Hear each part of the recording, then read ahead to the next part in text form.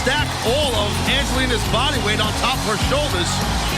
It's almost impossible to kick out of something like that. Tara retains the title. Couldn't agree with you more. That pin was all about the weight, the leverage, and the ring positioning. Put those elements together, and it pays off in a victory. And extending the hand, and there you see the handshake between champion and challenger. Well, you can see the disappointment on the face of Angelina, but there is that mutual respect that you spoke. Oh, wait!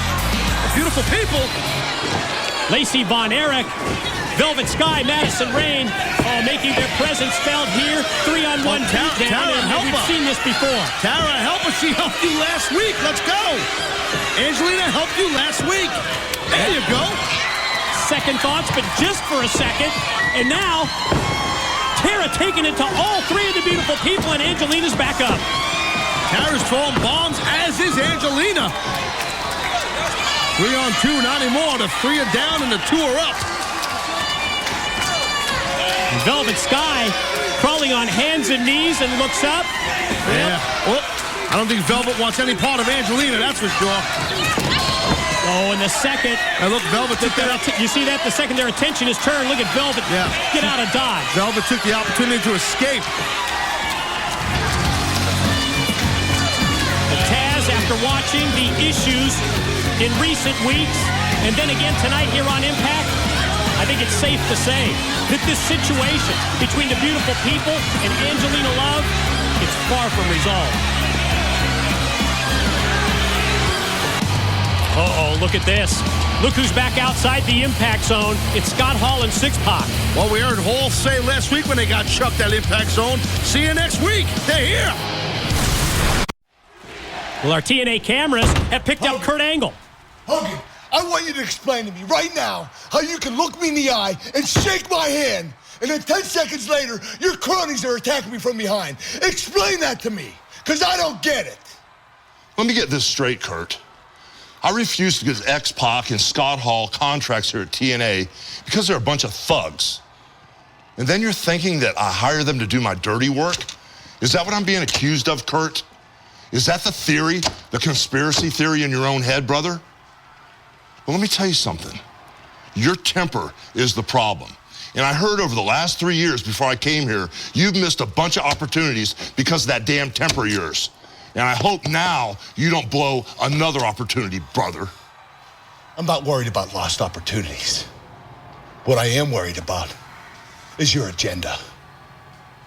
I don't trust you as far as I can throw you. I know what you're all about. I heard all the horror stories about people you've done business with. There's one thing you need to understand. You're not going to screw with me the way you screw with them. Consider this your last warning. You know, brother, do yourself a favor and get out of my office. Please.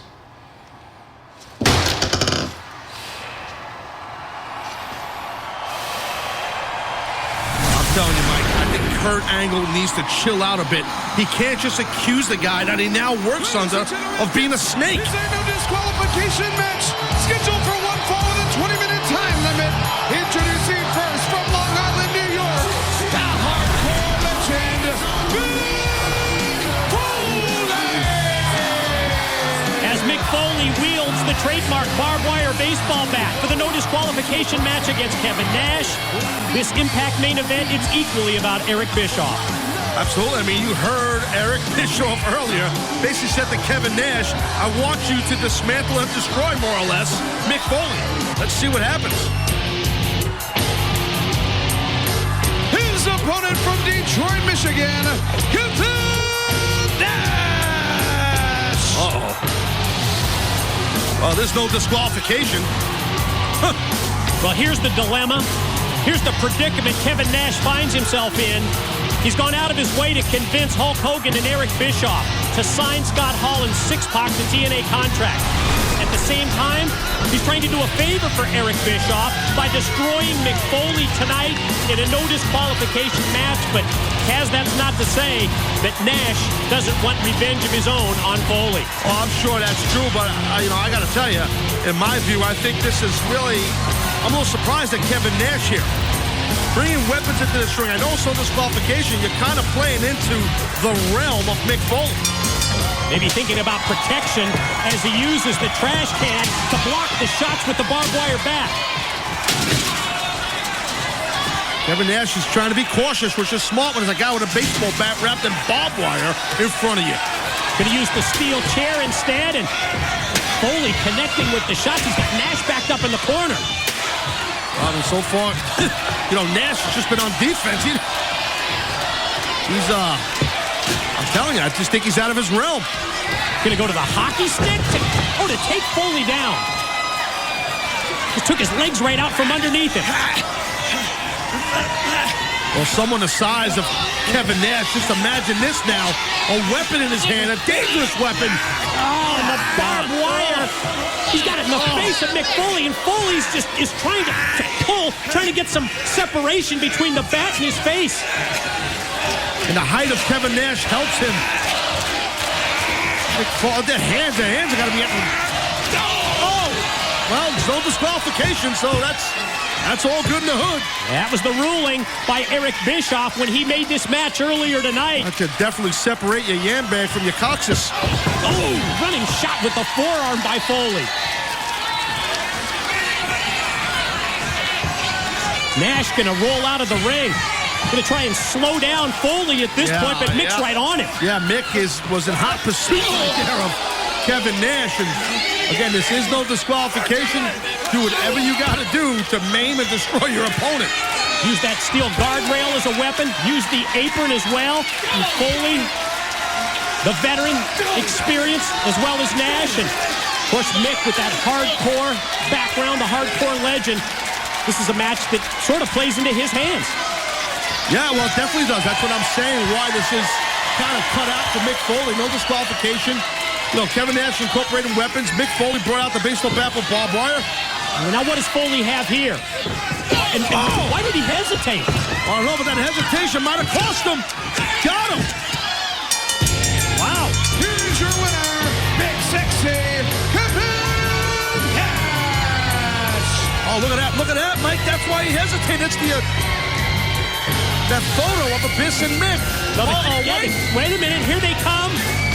Six-Pac, Scott Hall, headed towards the ring.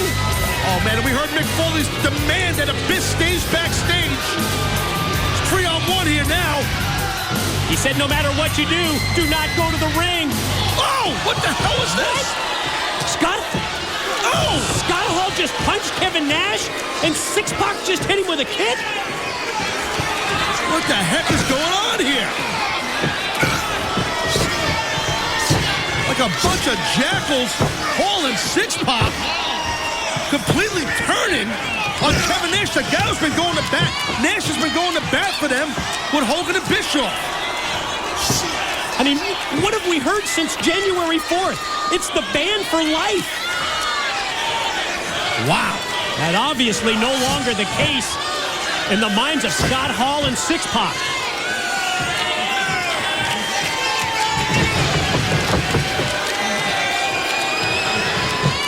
As we said, Hall and Six-Pac don't even work here. Don't even have contracts here. And that photo of Abyss and Mick Foley is what Mick hesitated on, but that's not the big picture here.